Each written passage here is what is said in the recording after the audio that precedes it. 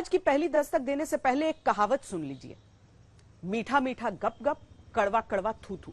यानी कि जो पसंद आता है उसे तो स्वादिष्ट समझकर निगल लें, लेकिन जो बात पसंद नहीं आ रही है उस पर सवाल उठाएं।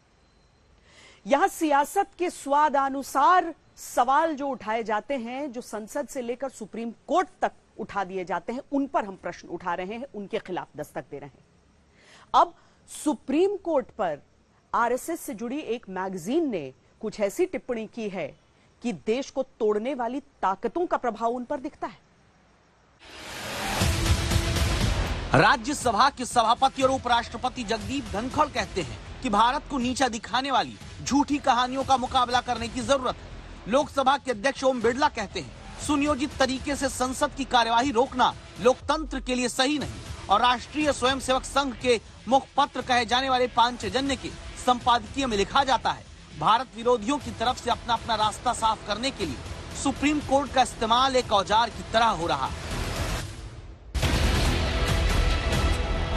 सियासत के दांव पर संसद से सुप्रीम कोर्ट तक भारत के वो संवैधानिक संस्थान जहां 130 करोड़ नागरिकों ने अपने लोकतांत्रिक भरोसे को निवेश किया, लेकिन वही जनता का निवेश जोखिम के अधीन क्यों सियासत में बताया जाता है, संस्थान और लोकतंत्र दोनों को खतरे में दिखाकर।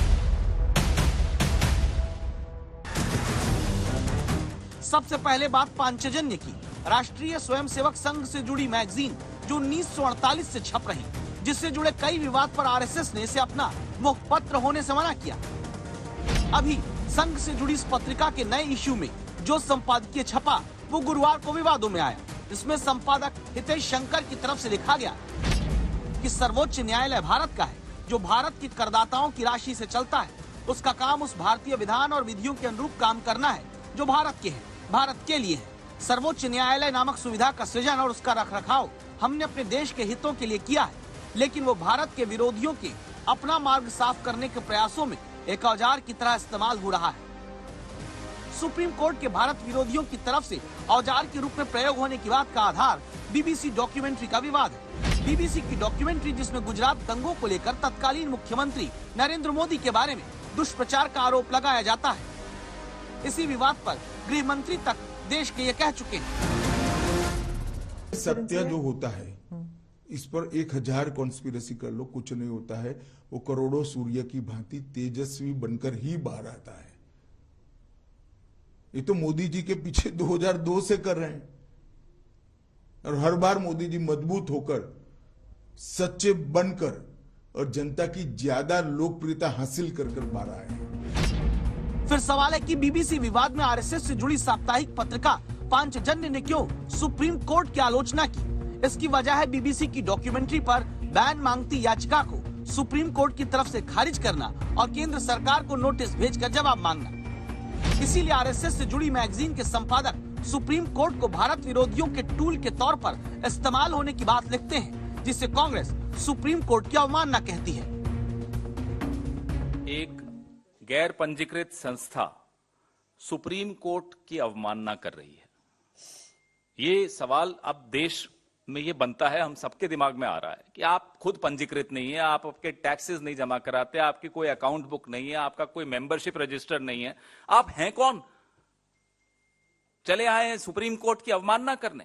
बीबीसी की डॉक्यूमेंट्री पे आपको आपत्ति है, तो ये सुप्रीम कोर्ट की अवमानना की हम घोर निंदा करते हैं।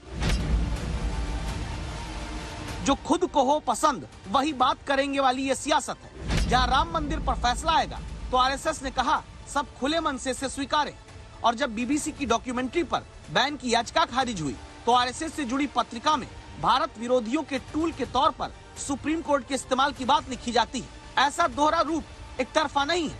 जैसे सुप्रीम कोर्ट पर आरएसएस की पत्रिका में विवादित टिप्पणी हुई तो कांग्रेस को सर्वोच्च अदालत के सम्मान की चिंता होती है, लेकिन जब उसी अदालत से जुड़े कई मामलों में फैसला अपनी राजनीति के मुताबिक नहीं आता तो संघ से जुड़े लोगों के ही जुडिशरी में बैठने की बात कांग्रेस की तरफ से कही जाती है। चुनाव हार जाओ, ईवीएम खराब, दे दो गाली। चुनाव हार जाओ, चुनाव आयोग को गाली दे दो। अगर कोर्ट में फैसला पक्ष में नहीं आया तो सुप्रीम कोर्ट को गाली दे दो। जुडिशरी में, प्रेस में, सेना में हर संस्था में आरएसएस अपने लोगों को डाल रहा है। भाइयों और बहनों, लक्ष्य एक है, संविधान को खत्म करना। अभी भी हमारे देश में नेताओं के मुकाबले सुप्रीम कोर्ट और संसद पर ही जनता का ज्यादा भरोसा है। 2018 के CSDS के एक सर्वे के मुताबिक सेना के बाद सबसे ज्यादा 55% लोगों ने सुप्रीम कोर्ट में अपना भरोसा जताया, जबकि संसद पर 37% लोगों ने भरोसे की मुहर लगाई। लेकिन नेताओं पर भरोसे की यही मात्रा जनता के उस सर्वे में नेगेटिव लाइन के नीचे चली गई। और तब BBC की विवादित डॉक्यूमेंट्री के बाद BBC के दफ्तरों में आयकर विभाग के सर्वे के बीच एक बयान उपराष्ट्रपति का भी आता है, जिसमें कहा जाता है कि भारत के विकास विरोधी ताकतों को रोकने के लिए मुंहतोड़ जवाब देना जरूरी है। Now, even India is on the rise.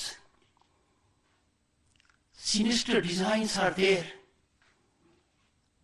to set afloat a narrative by free fall of information. We have to be alert. This is another way of invasion. We have to boldly neutralize it. एक तरफ Hindenburg और दूसरी तरफ BBC, दोनों विदेशी। हंगामा देश में चल रहा। उपराष्ट्रपति ने मुंहतोड़ जवाब की बात कही, कांग्रेस ने भी जवाब देने में देर नहीं की। जब कांग्रेस के अध्यक्ष वक्तव्य दे रहे थे तो वो 26 बार उन्होंने टोका था और 10 बार उठकर खड़े हो गए थे। लेकिन जब मोदी जी सीना ठोक ठोक कर अमर्यादित असंसदीय बर्ताव कर रहे थे तो धनखड़ जी के मुंह में एक शब्द भी नहीं आया था। मुझे लगता है मेरा ये वक्तव्य ही उनकी इस बात का जवाब है। संसद से सुप्रीम कोर्ट तक को अपनी सियासत के स्वादानुसार कटघरे में खड़ा करने की यही राजनीति अच्छी नहीं, जहां मीठा मीठा गपगप है और कड़वा कड़वा किनारे। इससे कुछ नहीं होना, सिर्फ जनता के भरोसे पर चोट लगनी है। असल में लोकतंत्र के लिए सबसे खतरनाक वही है।